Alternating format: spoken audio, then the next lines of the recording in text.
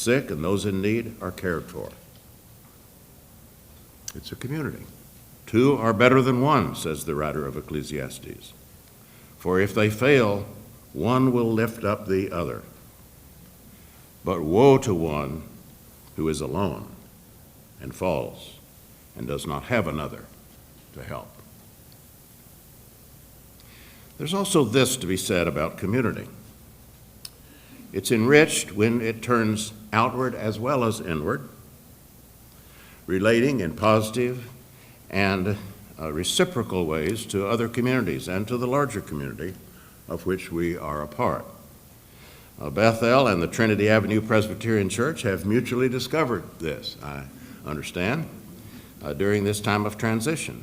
And indeed, the concentric circles of community in which we find ourselves, from city to state to nation and to the entire human family, they're desperately in need of the values and the commitments nurtured in a community like this one, and dependent on our realization that ultimately all humankind is one. May this day be a blessing to you, and may your congregation be a blessing to all around you. Thank you.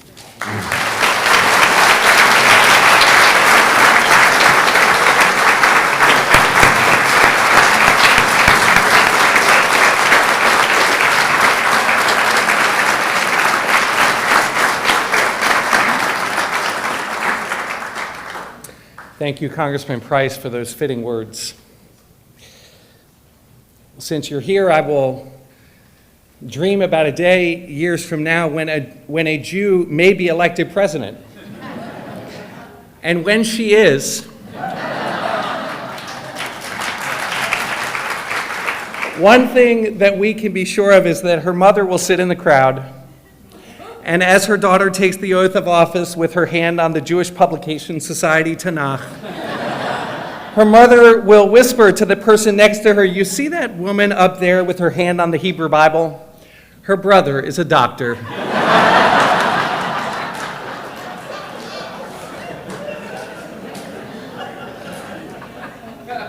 That story explains a story that Ralph's best friend, Dr. Bob Lefkowitz, told me when I called to tell him about the meaning, to talk with him about the meaning of this moment in Ralph's life. Ralph's father, Moish, was a butcher in the Ukraine and went from having a pushcart to a department store in Brooklyn. When Ralph came to Durham to look for an apartment, his father, Moish, traveled south with him to make sure he found a decent place. And as they walked the halls of Duke Hospital, he would say in a thick Yiddish accent that I will not try to duplicate, "That is my boy Ralphie. He's going to be a doctor here."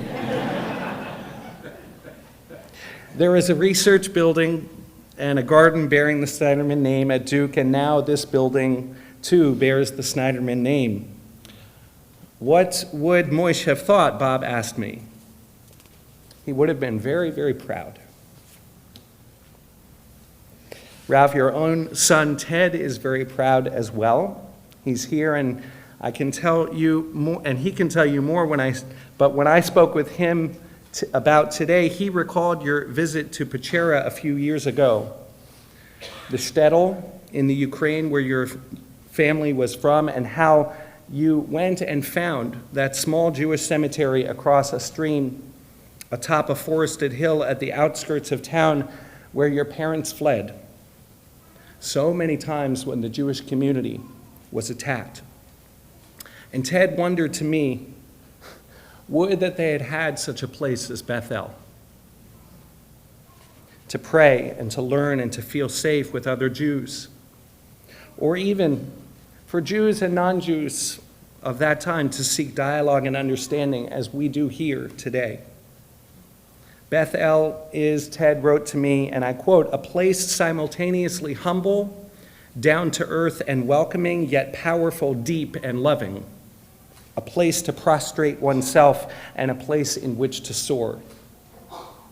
And for the family's role in preserving it for the future, He wrote, "We are proud and even more so grateful."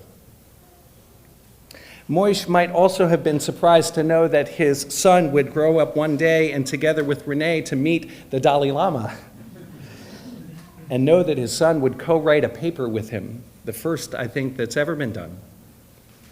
What would not have surprised him, I believe, is that the topic of the paper was compassion and healthcare. For in all of my learning with Ralph and Bob, that span the stories of Genesis to teachings from the Talmud, one theme has run through it all, and that has been the theme of compassion. Compassion is such a deeply held Jewish value that Jews describe themselves and perhaps were known by others as Rachamanim b'nei Rachamanim, compassionate ones, the children of compassionate ones. So much so that the great Jewish thinker and physician Maimonides said that a person's identity as a Jew was actually suspect if he or she lacked that trait. Compassion has been at the heart of Ralph's professional work and is at the core of his neshama. Ralph's other close friend and Jewish mentor, and one of our honorary co-chairs of the Our Story, Our Time campaign that built this building, Joel Fleischman, is sorry to miss today. He is giving a speech at the board of the Jewish Funders Network in New York, but he asked me to share the following. Ralph's profound love of Judaism and the Jewish people runs very deep within him. His pride in being Jewish was fanned into a bright flame by the growth of the State of Israel and the frequent trips he took there to teach and to facilitate scholarly exchanges between Israel and North Carolina. Called by the Association of Medical Colleges the father of personalized medicine, Ralph's passion to advance the arts of human healing grow out of his profoundly Jewish imperative to devote life and career to serving the public good. Renee, who is the president of the Snyderman Fund, is Ralph's loving partner, and she has been an extraordinary partner for us in this whole process. She helped us develop and execute the challenge gift, which was a key to our campaign's success. She researched and helped us internalize Percival Goodman's vision for this building. And as part of the building committee, her great taste and attention to detail helped us make wise decisions throughout the process. Always with a deep appreciation for the people and the traditions who came before us and upon whose shoulders we stand, and without whom we could not have reached this moment. A personal gift for me of this campaign has been the opportunity to work with Ralph and Renee, to learn from their considerable expertise, and most of all, to grow closer in friendship, in faith, and love. Ralph and Renee Snyderman.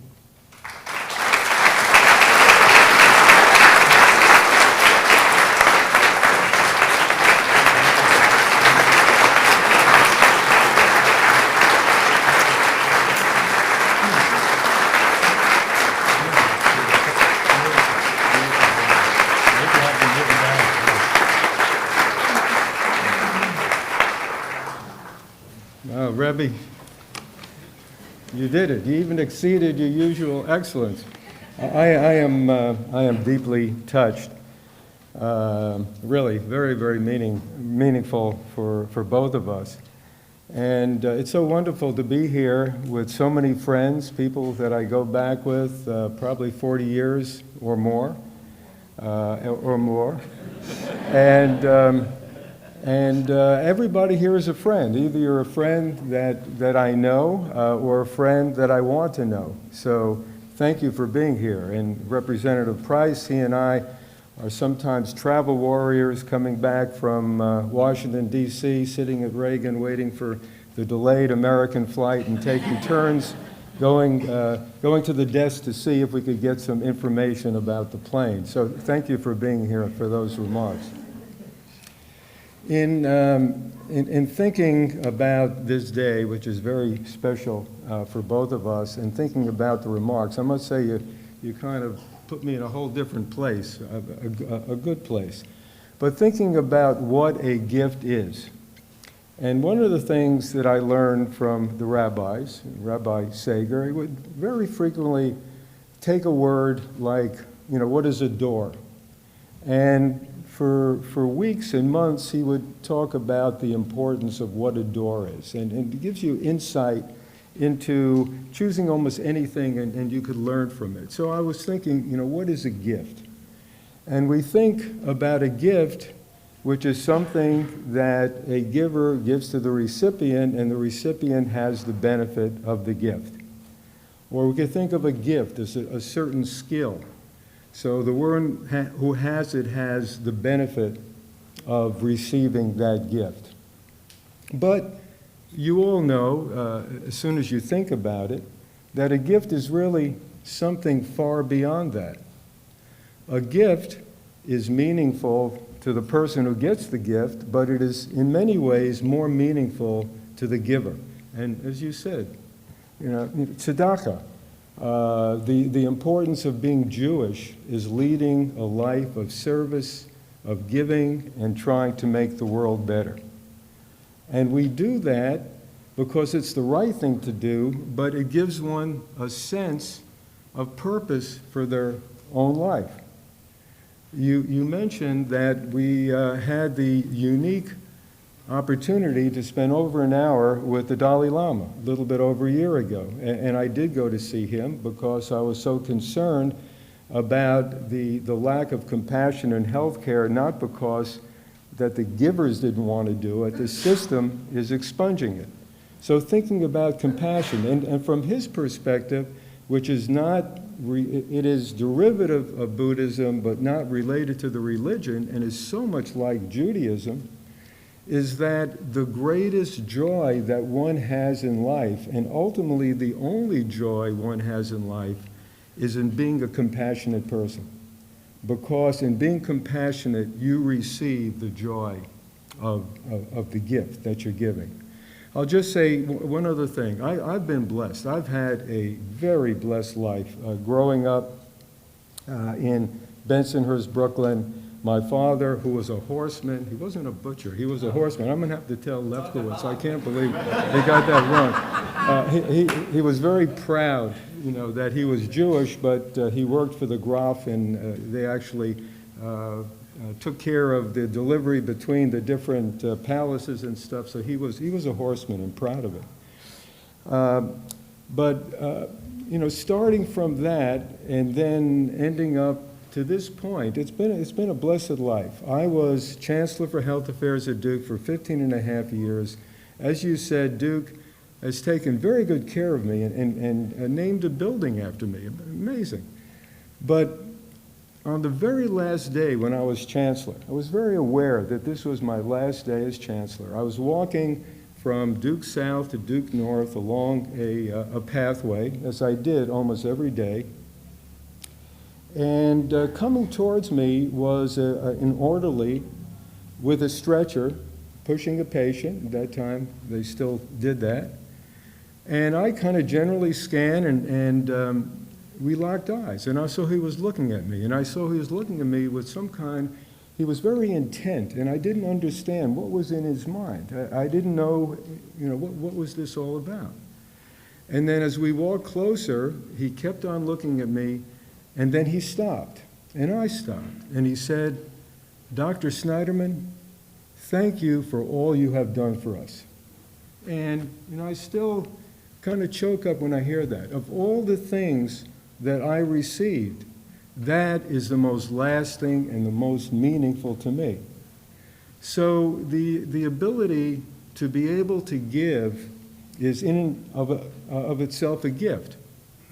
And we thank the Bethel community, all of you here, the people who came before us, and as Renee, I know, will say, the people as yet to come, we thank you for being part of us. Now, I'll be very brief. I'll say just a few things as to why Bethel, over and above everything else, was so meaningful to me.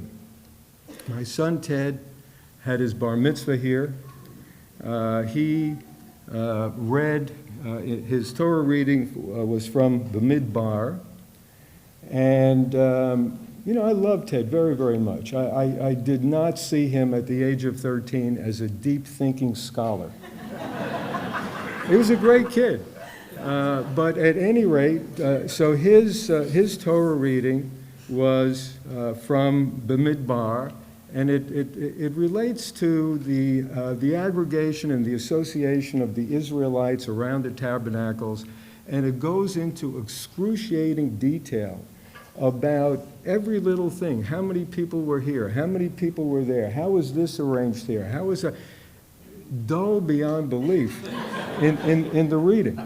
So what happened after his bar mitzvah on the bima with Rabbi Sager, Steve, he asked Ted to explain this. And here, how did this little child, to me at that time, he was a man, but he was a little child, he starts saying, well, things are organized in specific ways. The atom is organized between the proton and the electrons, and the atoms come together and form molecules, and the molecules come together and they form different types of capabilities and biological pathways that then form cells, and cells form tissues, and the tissues form organs.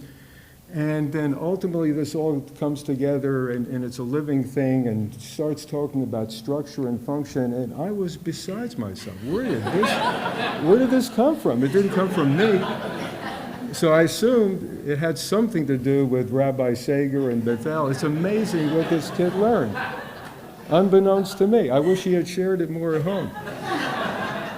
But at any rate, I never ever forgot it. And then you mentioned my father, Moshe. Steve, I can't imagine you remember this. My father was about 85 years old at the time of Ted's bar mitzvah. Summer, winter, whatever, he had this overcoat, and he wore his overcoat, and he wore this hat.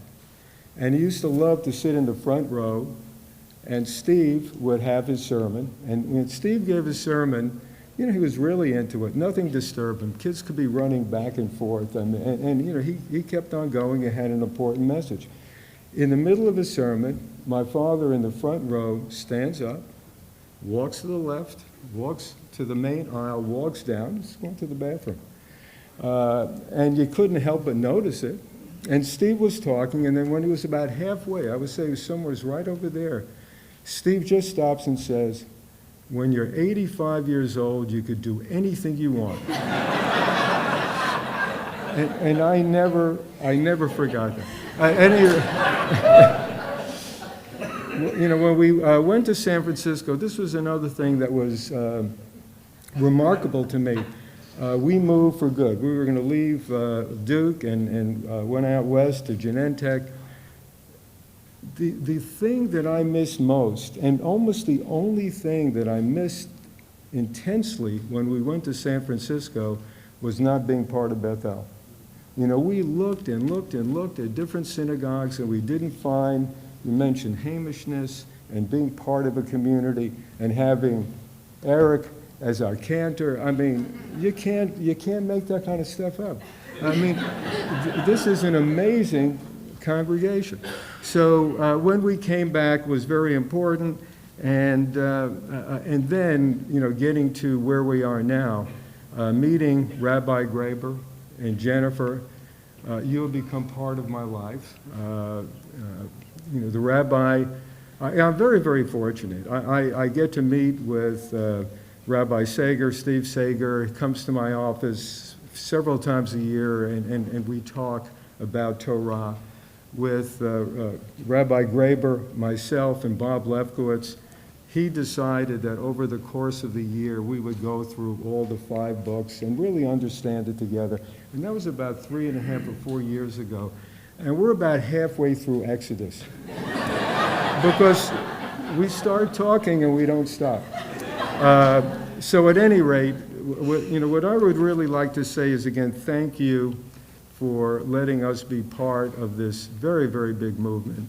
And let me have my dear wife and partner, Renee, weigh in her own remarks. Thank you, dear. It seems like it wasn't so long ago when Ralph and I stood before you over there and talked about the importance of duty as we contemplated this renovation project. And I expressed my belief that we had a duty to the generations that came before us, that gave us this remarkable Jewish home, that found the will and the resources to source an important architect to create an architecturally important modernist building in Durham, North Carolina, a place that could coalesce the community and allow us to consider this home. I talked about the duty we had to each other to decide, as we looked around and saw the building struggling, whether we were going to do something about it or not, and if so, to do it with conviction. And I talked about the sense of duty we have to the next generation, to give to them as we had been given to. I think one of the greatest blessings I have today is that I recognize fully that sense of duty was embedded in me deeply by my mother, Gayleen, who's here with us today. She's in the building for the first time and as impressed as we all are. One of the other things she gifted me with was a sense of gratitude, an ability to find gratitude in situations, and gratitude really is the feeling today. We are so grateful that we had a stellar example from the generation before us of what can be done by a congregation. We are so grateful that we came together. We are stronger than ever as a congregation. We came together and we made this happen. And we are particularly grateful, as Ralph's grandchildren are down on the floor below, that the next generation is embedded, we trust, with the sense of duty that drove us. A sense of duty as they reflect on what was provided to them, that it is their call to action, just as we reflected on our duty to follow the example that had been set for us. So in gratitude, we really, truly thank you.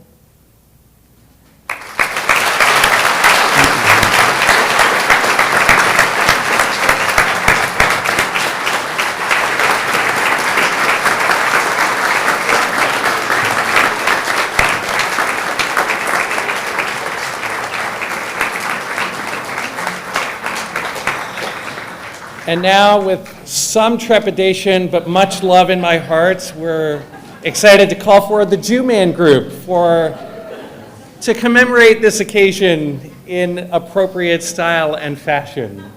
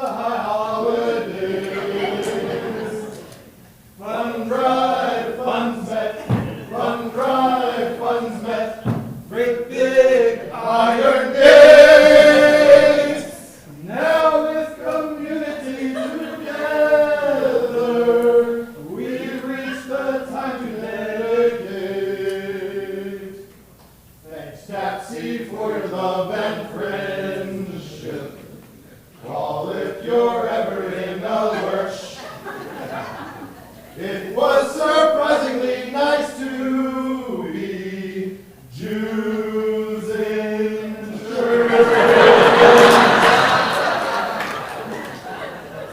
What will be Rabbi Ben's next project? What is he planning as we sing? Is he live streaming Facebook in a sling? Fun drive, funds met, fun drive, funds met, building place to praise. Teamwork to get to this occasion, more room on the high holidays. Fun drive, funds met, fun drive, funds met, great big iron gates. Now with community together, we've reached the time to dedicate.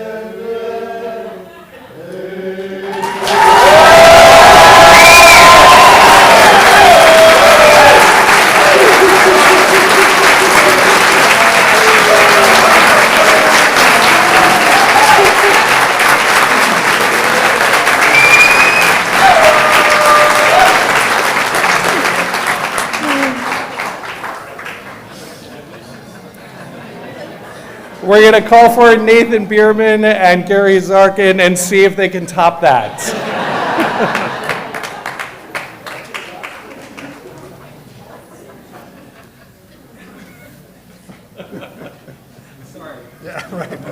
Wow. Who set up this order? Wow. At first I thought following Jew-Man Group, awesome, that's going to be easy, but you guys knocked it out of the park. So, needless to say, Gary and I love a challenge, and today's challenge is for us to say a heartfelt, meaningful thank you to each and every one of you in the room in 7 minutes or less. So, Gary, you up for that challenge? I am, definitely. Okay, fantastic. Let's get going. Well, let's go for it. As you all know, the goal of the capital campaign was to expand and refurbish our beloved Bethel home. It was our time to build for current and future generations, to build a home for the next 60 years. That's a big charge. Oh, and by the way, we were told we need to raise enough money so that we do not go into debt at all. Zero. Financial stability and prudence were core pillars of the project. We got the message loud and clear.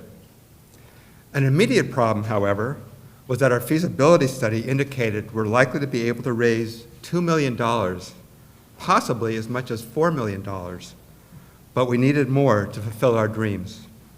So our initial project goal was $4.1 million, and for many people, this seemed like an audacious number. For a Durham shul, a small Durham shul filled with academics and physicians, no less, we did not have a Michael Dell waiting in the wings. Some asked Gary and I if we were worried. Were we worried, Gary? Terrified, sleepless nights. We were How about you? terrified. We were terrified. Okay.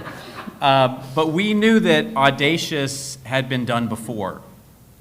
We can all look around at the institutions in our community, spaces that we all take for granted now, and to say that we could not have built this building without Lerner, without the Kahila, without Judea, without our federation, and without the JCC would not be an understatement. And so our first Todah today is to the leaders who paved the way, and specifically to those who gave generously of their wisdom and shared that with Gary and myself and our team. So as we say your names, please stand and remain standing, please. Adam Goldstein and Matt Springer, Bryna and Greg Rapp, Larry Rockamora, Ed Halprin, David Rubin. We want to thank our honorary campaign co-chairs, Joel Fleischman, James Tulsky, Alana Saraf, and Gladys Siegel, who gave us the confidence and know-how to be successful. And thank you, Gladys, for being such a good sport and agreeing to be a star in several videos. thank you for these leadership. Thank you for leadership. Keep standing. We're going to ask you to keep standing. That'll be the common theme here. So we also got off on the right foot with a Buildings and Grounds Task Force, if you remember that group. These were the early adopters to the campaign. They laid the groundwork for our success. They hosted community conversations. They helped kick off a feasibility study, and they helped us choose our amazing architect, Weinstein Friedline, who was just incredible. So this group really got the train moving. And again, please stand when you hear your name. Alana Saraf and Caitlin Pitt, Maytal Barak, Dan Schnitzer, David Clapper, Eric Myers, Alexis Poss, Jennifer Resnick, Orit Ramler, Zulik, Norman Weiner, Sandy Berman, Matthew Raskoff, and Kevin Leibel.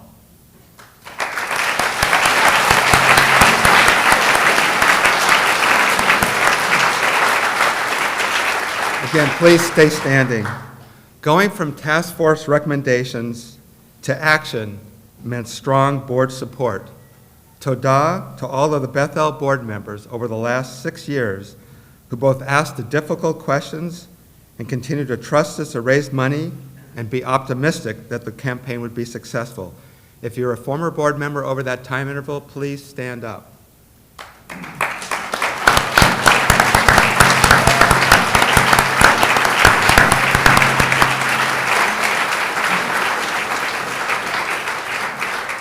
We all know that campaigns go nowhere without solicitors, and these are the people that really made our lives so much easier.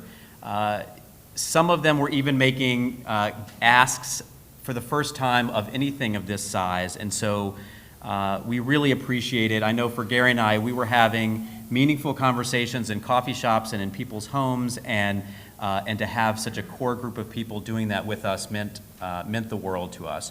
So for everyone who stepped outside of your comfort zone and was a solicitor on the Capitol campaign, please stand up.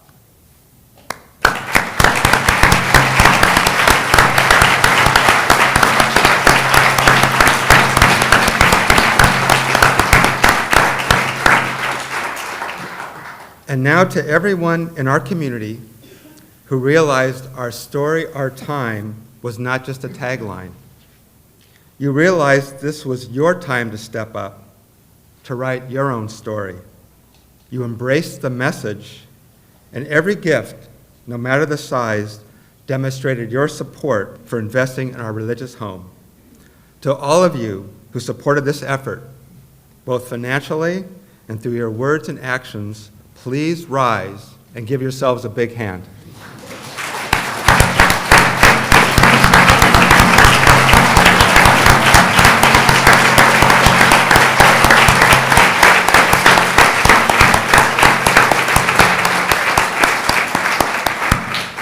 All right, thank you. If you could just be seated for one moment. We have a couple extra people that we want to call out and honor.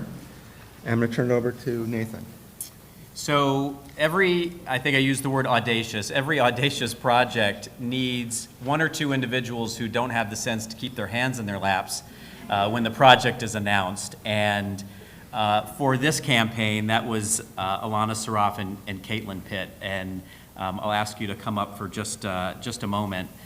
Alana and Caitlin, and I'm not sure, I haven't seen Caitlin this morning. I think she was going to try to be here. So Alana and Caitlin were the first to raise their hands. They stepped up on day one of this project, and simply put, we would not all be here without their leadership and their determination and I'll say guts to do that. So thank you so much for everything. We have a gift. I think we mentioned the mezuzot, and these mezuzahs were made from the pews in our that we all sat in for 60 plus years. And I would say, like those pews, you and Caitlin were squeaky. You were the squeaky wheels who not only did you get me to stand up and be a part of this campaign, but you inspired everyone else to be involved, to get involved in a meaningful way, and we can't say thank you enough.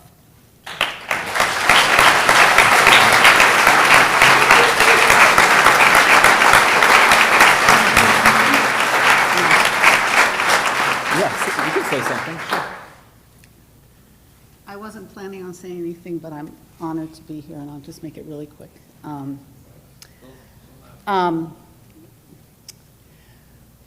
We've moved away to Boston, and that was 4 years ago, and we love it there. This is home, though.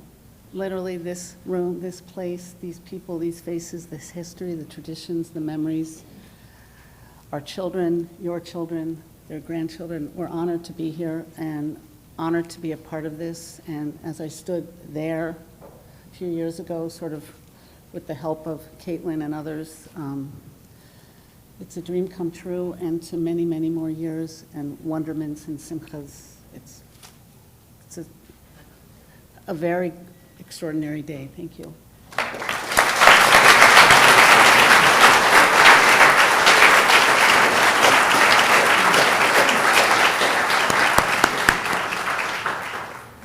I'd like to have Rachel Galanter, Noah Pickus, and Debbie Goldstein come forward. Come on down.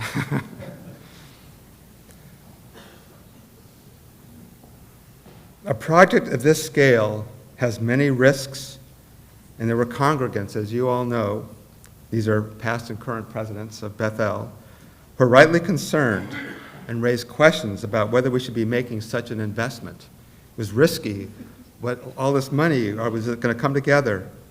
As presidents of Bethel during critical phases, your thoughtful insights and strong and vocal encouragement of this project help assure broad boards and community support. As for the mezuzah that we're going to give you, while the seats were squeaky, I think the seats were squeaky, maybe it wasn't, maybe it was the whole thing, the backs provided strong, solid support. Thank you for your strength and support of this project and for leading us to this day. We could not have done it without you. Thank you.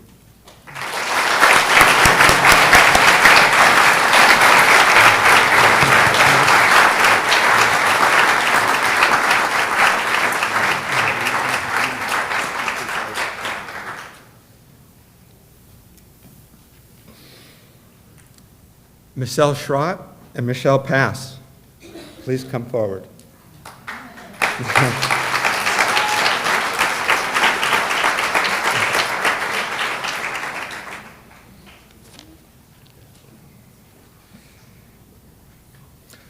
More than 300 donors contributed to our campaign.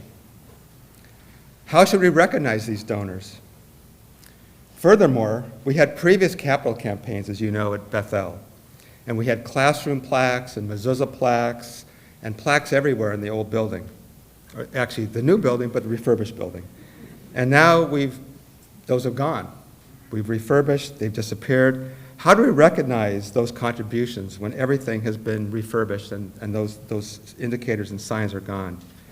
It sounds like a question meant for King Solomon. But better yet, we have Michelle and Michelle, also known as M&M, our own M&M, who volunteered to lead donor recognition. This required incredible sensitivity, attention to detail, and a keen eye for style. You guys did an incredible job, spending countless hours thinking through all the details, making sure donors would feel properly recognized. The plaques look beautiful, and thank you. When you look at the mezuzot, remember the incredible appreciation from Bethel for all you've done to thank and acknowledge the donors that made the campaign the huge success it was. Thank you.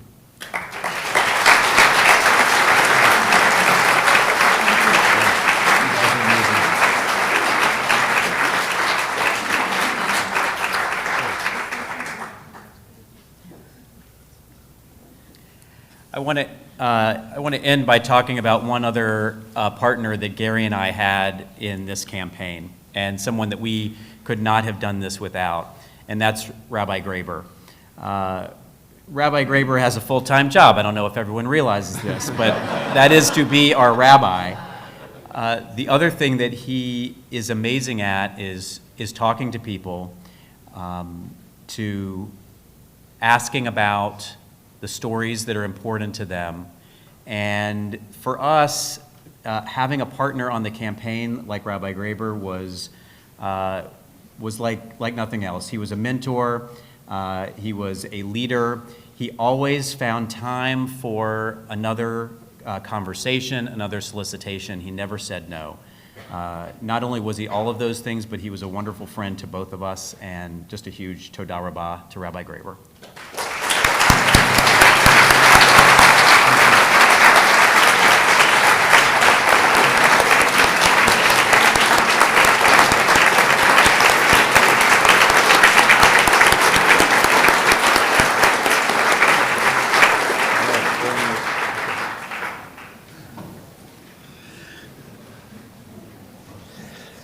That last part was really great. So our kids are going to make their way in. Let's do a little singing just as they come in. We'll sing together. Hevenu shalom aleichem. Hevenu shalom aleichem. Hevenu shalom aleichem. Hevenu shalom, shalom, shalom aleichem. Hevenu shalom aleichem. Hevenu shalom aleichem. Hevenu shalom aleichem. Hevenu shalom, shalom, shalom aleichem.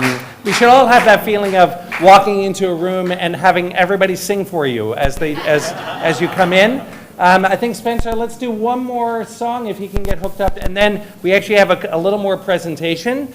We'll jump in again. Hevenu shalom aleichem.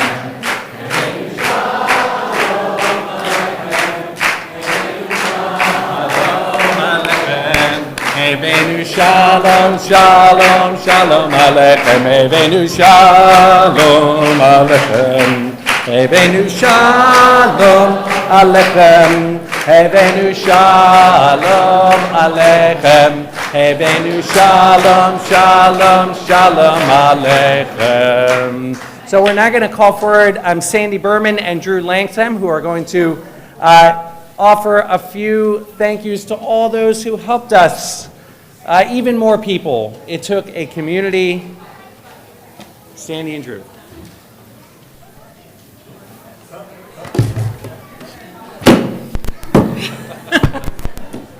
Okay. We've got a score to settle here. We do? I'll let you start first. Okay. So Drew and I stand in front of you today with pride and with thanks and with humility that you entrusted this project to us, and that you gave us the flexibility to execute. And we look around and at the people and at the building and at everybody who participated in this, because it really does take a village. And this is our village, or as Artie Axelbanks once told me, a 300 family shtetl. But now we're a 400 family shtetl, I think. So we want to first say, if we're going to say some names, if we don't say your name, it doesn't mean that we don't appreciate you, because everybody here participated in this, and it really was such a group effort, and everybody's part of our family and our community, and we stand here on the foundation that Alana and Caitlin and Nathan built for us, and we would not be here today without that. And we really do appreciate that. And throughout the planning process, all the people that were involved, all the input, that we're still getting input, and we love input, it's good. So I'll just start with that, and I'll turn it over to Drew. Yeah. When I was preparing for this, it was hard to believe this, but exactly 5 years to the day, we had our first Building and Grounds Task Force meeting. I actually saw the notes from Caitlin, and I was like, wow, 5 years ago, that's over 10% of my life. So that just puts it in perspective. I spent over 10%. You're so I've had young. 2 kids. I've had 2 kids born since this project was started for me. Unbelievable. Lots of gray hairs, nonetheless, starting to come in. But it's been an amazing 5 years. 5 years filled with lots of meetings, coffees, solicitations, late night phone calls, presentations like these, which are not exactly my favorite things to do, but necessary to do a project like this and get consensus from everybody. But what stands out to me the most about these past 5 years is really the relationships that have been built amongst all the people that were involved with this project. Many of them were new for me. We moved here 6 years ago from Washington, D.C., and I look around the room just like Alana did probably some years ago and said, you know, this is the start of my family, and this is what I see here when I look around, and it's amazing. It's only been 6 years, so thank you all for welcoming our family. And why is that important? You see, I do construction for a living. I do project management, and it's not common that jobs go as smoothly as this one did, and that wasn't by accident, let me tell you. That was a lot of hard work. Most jobs go sideways, not most jobs, some jobs go sideways, some go upside down, some have success. And I think what is part and parcel to that success is that we were so intentional about how we approached the project. And we did that and started the project by creating core values, creating a space that was sustainable, inclusive, and safe, and defining what those core values are. And then put out some goals. Stay on budget, stay on schedule, and have happy stakeholders. And like I said, it wasn't by accident, but we accomplished everything. So everybody should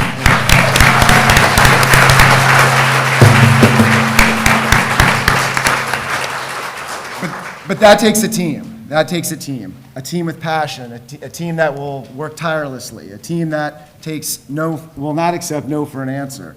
And that team started with this guy right here, this lady right here. So, you know, after the Building and Grounds Task Force sort of disbanded, Caitlin and Alana moved away. Nathan said, you know what, I got to go raise some money. I found myself looking around like, okay, who's going to help me with this, right? And so, you know, Sandy, you know, graciously agreed. Sandy is somebody, and somebody I feel very lucky to have co-chaired this with. Sandy is strategic, she's thoughtful, she's well-respected in this community, and she's loud. And I don't just mean vocally. I mean, she can type a nasty email if she needs to, but she gets stuff done. And we could not have done this without Sandy, and I was so fortunate to have her. And she's done so many things that on a project of this scale just go unnoticed. So many details she got into.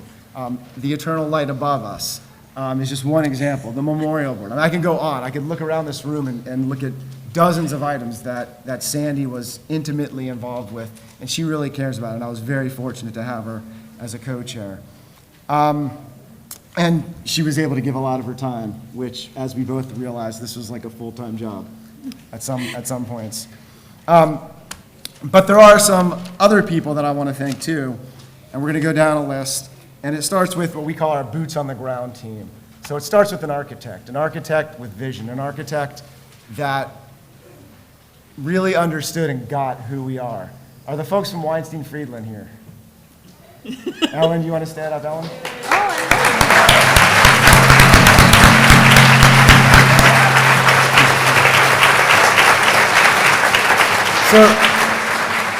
So there's a quote, some debate if Albert Einstein actually said this, but when asked how he would save the world in 1 hour, he said, I would spend 55 minutes understanding the problem and 5 minutes solving it. And that's what I think typifies Ellen. Ellen spent so much time with every single user group in this building to understand what we were trying to do, what we were about, who we are. And she got it and she nailed it. Thank you.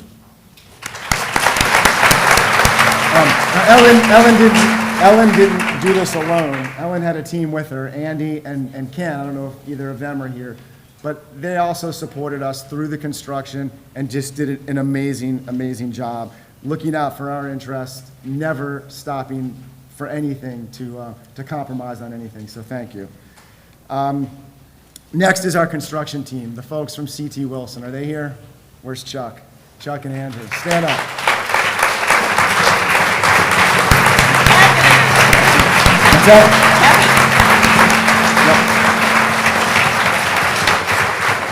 C.T. Wilson could not have been a better partner. Your professionalism, your understanding, again, who we are, who the team was. You know, these teams, when you do a construction project, you got to come together quickly, and you got to, figure out how to get stuff done together.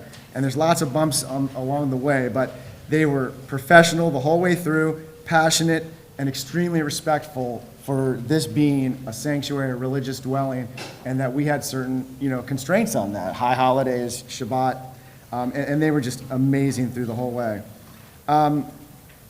Another person who was very important to us, Christine Westfall. Is she here? Christine was our project manager. Where's Christine? I know she's here. There she is. Christine.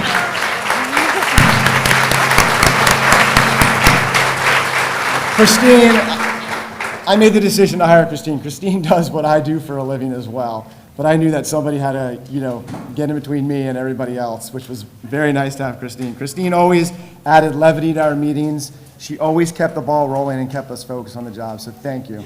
Thank you for that. And there's some other folks, Manuel Torres, he was a carpenter for C.T. Wilson, who just, again, like Sandy in a lot of ways, takes care of a lot of little things and makes a lot of things go away, and has really made and helped make this such a beautiful, new but familiar building, which is what we wanted to do. So we had an interiors task force, which we are forever grateful to Renee and to Eric and to Dan Schnitzer, who helped us through this process and made decisions, and then Eric came and designed the High Holiday Ark, and Dan came and did the landscaping, and Renee was involved in so many aspects that it was just a joy to work with them. We had lots of people early on. People helped us with the wiring designs, Hunter and Herman and Carol Haynes and Tal and the gift shop. We had the entire staff supporting us, who were thanked earlier. I want to just especially thank Sandy Fangmeyer, who just tirelessly, and Jim as well, because he got pulled into lots of these things, designed the kitchen and just tirelessly got involved in that. Saul Levine, who we saw every aspect of this project, he was at Trinity, he was here, he was there. David Clapper, who is another one, a person who's just always around. Krisha, who just whenever I needed her, she was there for me, and I really, really appreciate that. We had a team of partners, people some of whom are members of this congregation, but who are now part of our family, who built this building. Steve Herman, who built the memorial board. He built the hand washing station. He's building a Scotch cabinet. And I know that's the most important thing. I told him that was a lower priority, so that's my fault. Any problems you can blame on me. And Perry Whitted, and I don't know if Perry's here. Perry.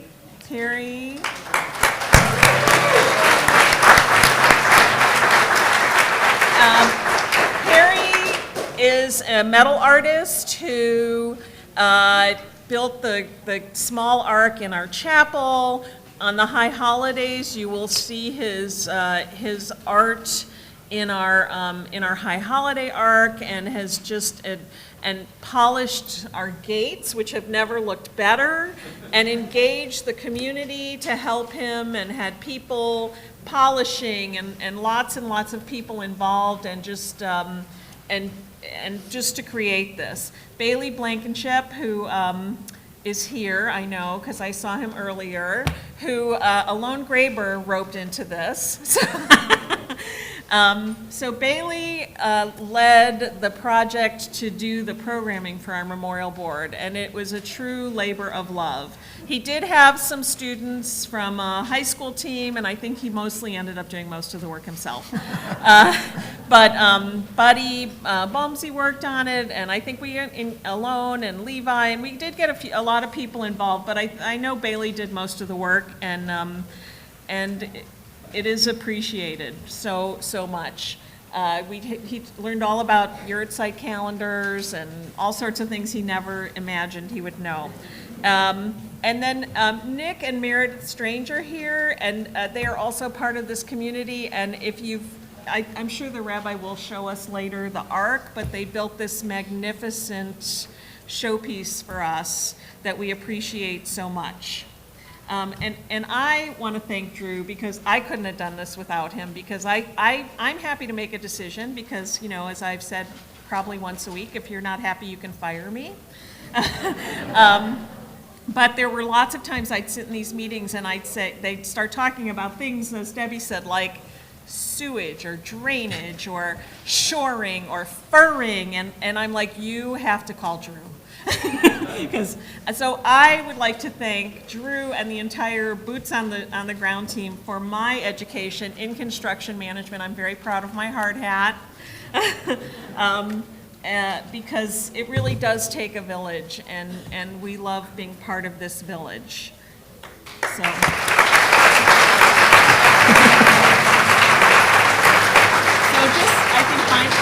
Some final thank yous.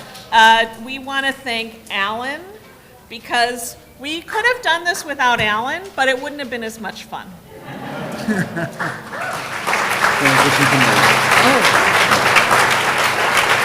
We need to thank the transition committee, who's Andrea Ginsberg and Tobin, who started this process, who got us moved out of this building and moved back in and met, and we had popcorn, and Dan Schnitzer, Casey Baker, Leslie Winter, and just made this happen. And to Andrea, who was our Alpha and Omega. I know that's not really our thing, but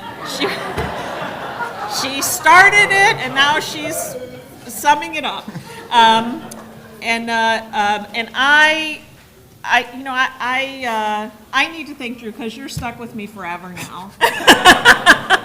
Drew and Kim, and we want to thank everybody here, and just to Gladys, who's the voice in our heads, who, in my head is is Gladys gonna like this? Is Gladys gonna be happy? So if Gladys is happy, I'm happy. And I would just say to my family, my wife and my kids, for letting me spend so many nights out dealing with, the things that we got to deal with to get these things done. Also, my mother, who's here, for giving me the drive and the will and want to do something like this. I really appreciate that. Thank you.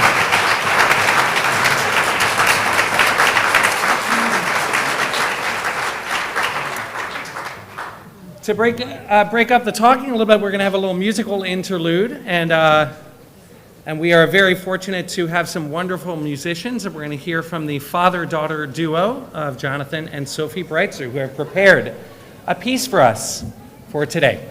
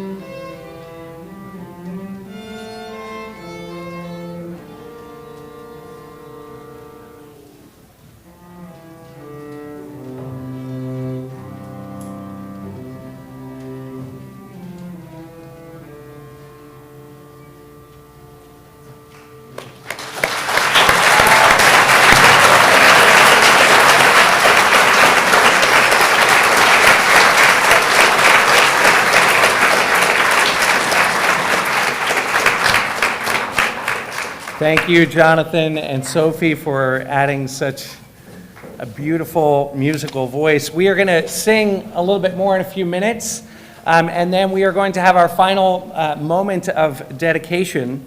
I'm going to take a moment to thank our Presbyterians. So in January of 2008, yes, give a round for the Presbyterians.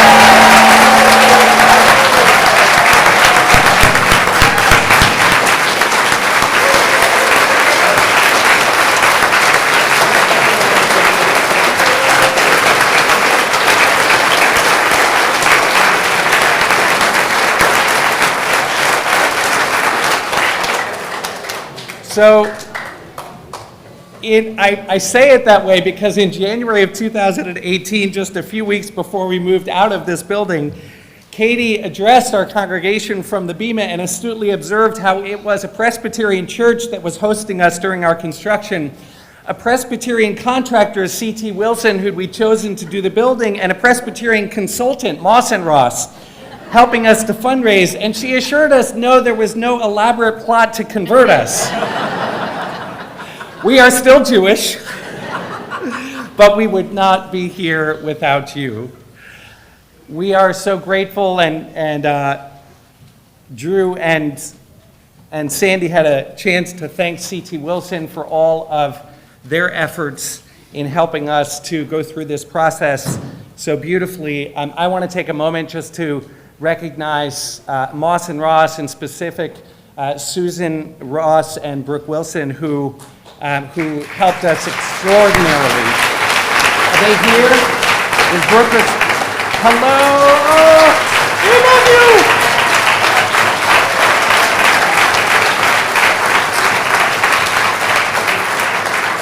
Susan and Brooke, your firm is peerless, and the two of you are what we call mensches.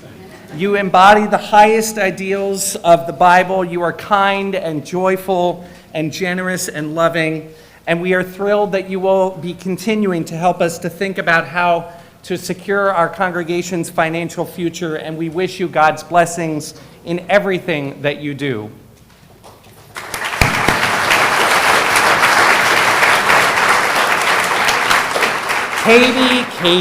Katie. Reverend Katie Crow. In a little while, Leslie Winter will present a gesture of thanks to our beloved Reverend Katie and the Trinity Avenue Presbyterian Church. For now, I will only recall a little bit more of that talk that she gave in January of 2018, when Katie brought so many of us to tears, not for the last time, with her beautiful words of welcome, explaining the love that motivated her community's extraordinary hospitality. And when on that day, without being asked, she addressed the long and difficult history of Jewish-Christian relations. In that moment, you helped to forge a new and different and better narrative, not only for Jews and Christians, but for what is possible and so needed in 21st century America. During this past 18 months, this relationship has, for so many, served as a source of hope in a difficult time. I am excited to be heading to Israel with you, and if you haven't heard, Katie and I are leading an interfaith trip to Israel in late July and early August, and we hope that you will come with us on what will assuredly be a trip of a lifetime for our communities. During these past 18 months, you also got your doctorate, for which we say Yasher Koach. We'll help you with the cough. So to Reverend Dr. Katie Crow, we say thank you. Toda Rabbah.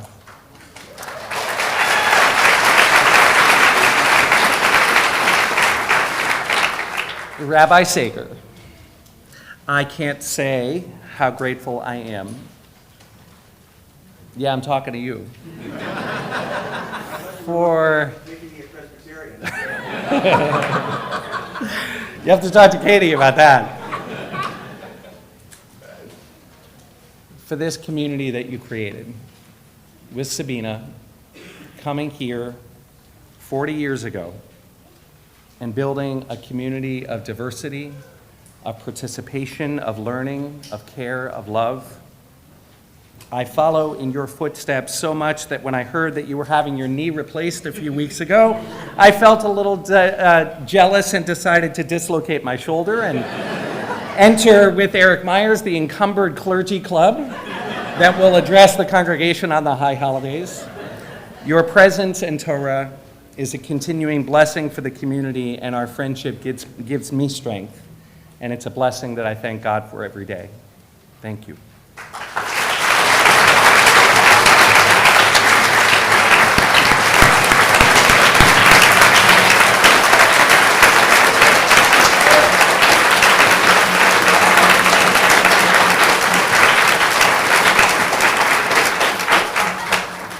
We have a community with many, many rabbis. I want to say thank you. I know he wasn't feeling well, but I want to say thank you to Rabbi Jerry Fox.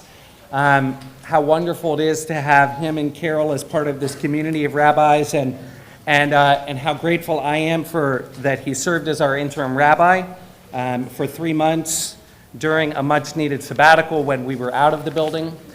He is not a clergy member, but I see him standing there in the back. Our community has a conservative main sanctuary service that is egalitarian and an Orthodox Kehillah, and during the transition, that Orthodox Kehillah did so much for themselves, but the truth is that Philippe Shemla, who is in the back over there, was really the core behind that.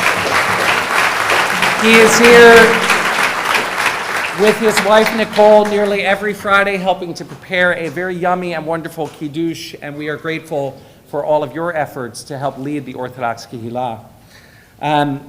I know Rabbi Matt Soffer couldn't be here. He's also not feeling well. It's not a good see. He's the new rabbi of Judea Reform, but to him we say welcome to Durham. I think Rabbi Laura Lieber is here. I think maybe hello. It's so wonderful to have you as part of our community. And as the chair of the Jewish Studies Department, welcome and thank you. I also want to acknowledge the presence of Dr. Ellen Davis, a beloved teacher of Hebrew Bible from Duke's Department of Religion, and her husband, Dwayne. It's a blessing to have you in our midst. Welcome to this new space. And to all of our congregation's rabbis, we have Alana Friedman and Michael Gisser, and if I've forgotten any, please forgive me.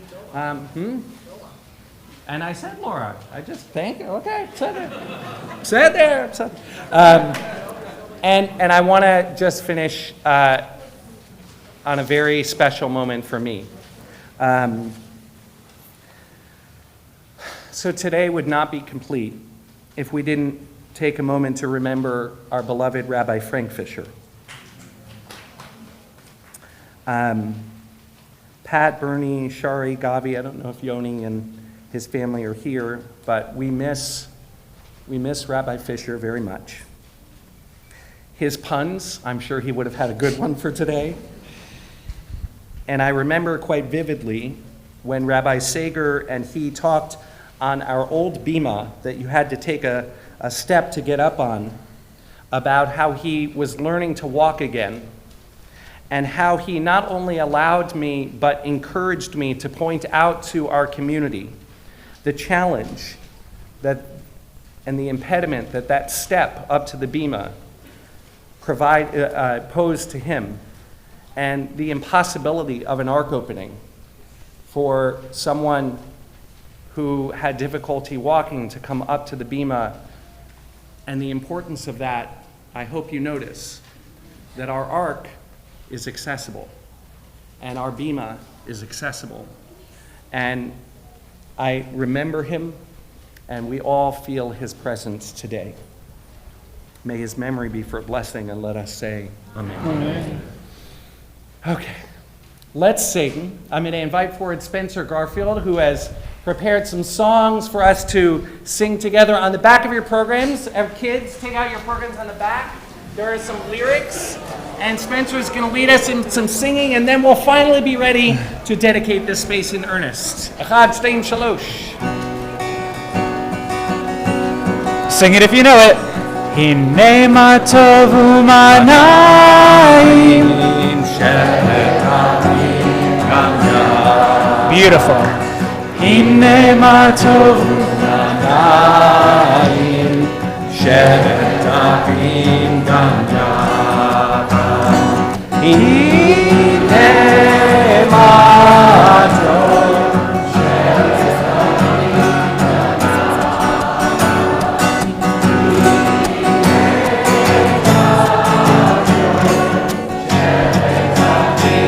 גם yachad. Okay, I'm going to challenge you. So, here's what's going to happen. Have this side, we'll begin with Hine Matov, and I'll cue this side, and then this area here can split in the middle however you like. We'll try it in a round, see how we can do. Ready? Hine Matov u'manayim, shevet achim gam ya. One more time. Hine matov u'manayim, shevet achim. Keep that going. This side. Hine matov u'manayim, shevet achim gam yachad. Hine matov u'manayim, shevet achim gam. Again, just you.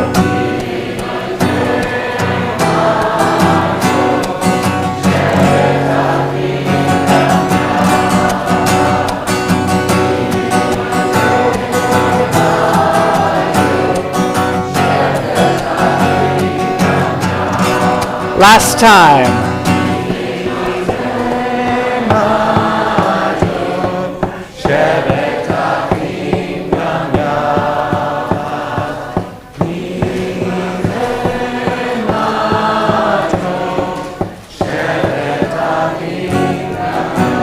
All together. Hine matov. All together. Manayim. shevet achim gam yachad, hine ma tov u'manayim, shevet achim gam yachad.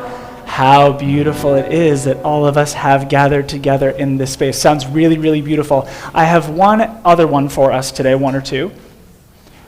It is I believe, the last one on our page. It's called Hareini Mikabel Alai. Let's practice those words together. Listen and repeat. Hareini Mikabel Alai Et Mitzvat Habore Ve'ahavta L'reacha Kamocha. Beautiful. In the spirit of many of the things we talked about today, loving our neighbors as we love ourselves and continuing to spread compassion through our community together. Here's how the song goes. We'll bring it, I think, that's a good key. Repeat after me. Hareini Mikabel Alai. Try it with me. Hareini Mikabel Alai. Very nice. Next part goes like this. Et mitzvat habore. Try that. Et mitzvat habore. Try that whole thing with me. Hareini Mikabel Alai. Et mitzvat habore. Next part goes like so. Ve'ahavta l'reacha kamocha. Try it with me. Ve'ahavta l'reacha kamocha. One more time. Try it again. Ve'ahavta l'reacha kamocha. Very nice. Sing the whole thing with me. Hareini Mikabel Alai. Et mitzvat habore ve'ahavta l'reacha kamocha. Again, same thing. Here we go. Ready? Hareini Mikabel Alai. Beautiful. Et mitzvat habore ve'ahavta l'reacha kamocha. Can I hear everybody sing on an O with me? Ready? O.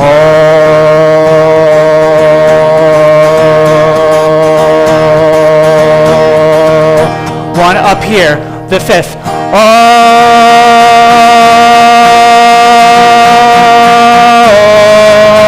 very nice. Hareini, here we go. Hareini, mekabel alai. Et mitzvat haborei ve'ahavta l'reacha kamocha. Let's see it. Try it by yourselves. Hareini.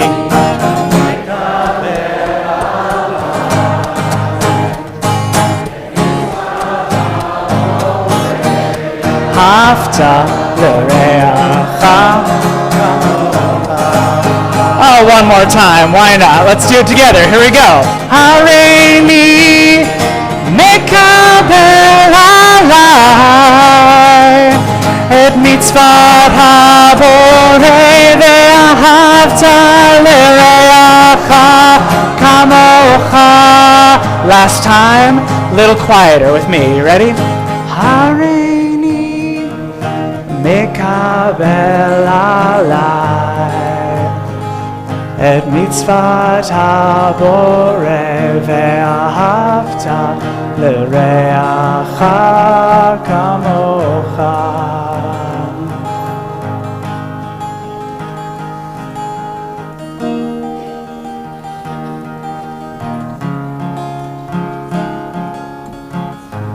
So we have a custom in our Talmud Torah to, on Sunday morning, to make sure that we bring a close to the week, a close to Shabbat, and are ready to begin the coming week to say Havdalah. So I want to invite us all to rise. We're going to invite our 7th grade class to come forward and to help us with the Havdalah service.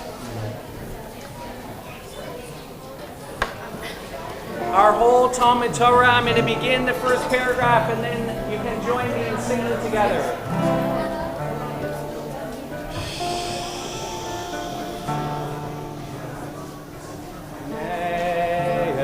יפתח לו אבטח כי עזיב וזימרת ידני והייתי לישועה ושאבתם מים מסוסו ממענייני הישועה לאדוני ישועה לך ברכתך סלע אדוני צפות עמני נשגב לנו אלוהי יעקב סלע אדוני צפות אשרי אדמותיך אדוני הושיע מלך ימינו ויום קראנו ליהודים הייתה רב זזקה וזומיקה כתהיה לנו כוס ישועות עשה בשם אדוני יין נא נא נא נא נא נא יין נא נא נא נא נא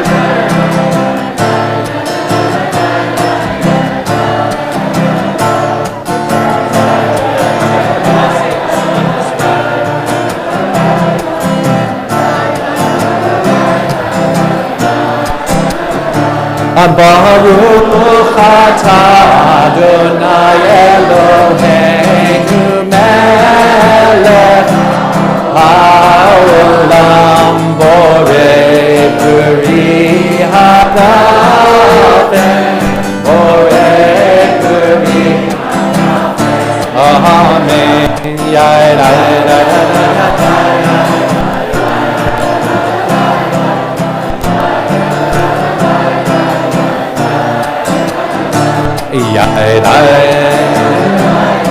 a blessing over spicy.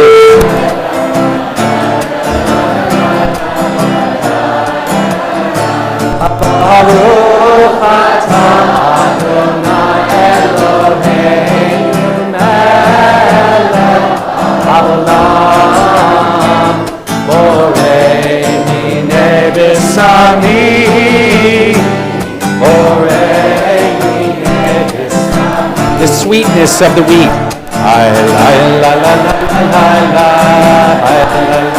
got to put this up and hold it.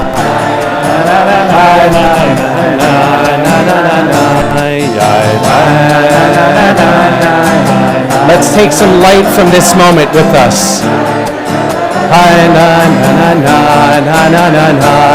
Baruch atah Adonai Eloheinu melech haolam borei mirei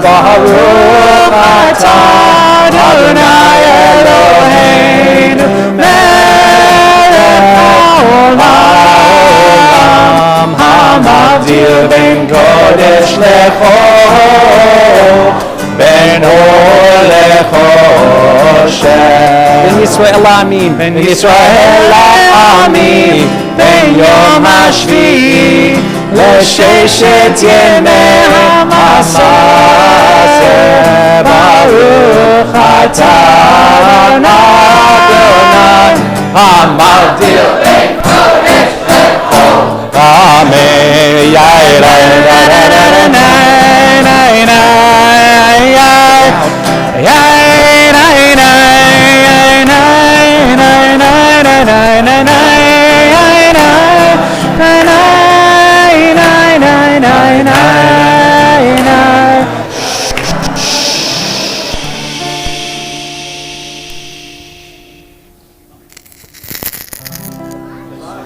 Shavua Tov, Shavua Tov, Shavua Tov, Shavua Tov, Shavua Tov, Shavua Tov, Shavua Tov, Shavua Tov. A good week, a week of peace, may happiness reign and joy increase. A good week, a week of peace, and may gladness reign and joy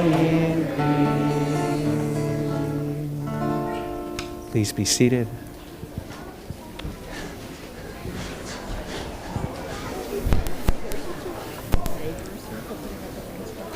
Yeah. As Leslie and Jerry and Katie make their way forward, if any of our neighbors are here from Trinity Park, we want to say thank you to you. This was a big process having such a construction project go on in your neighborhood. And we hope always to be good neighbors. And speaking of good neighbors, we have a very special thank you. So, Katie and all of our friends from Trinity Avenue who are here, I have to say that from that first day in January of, 20?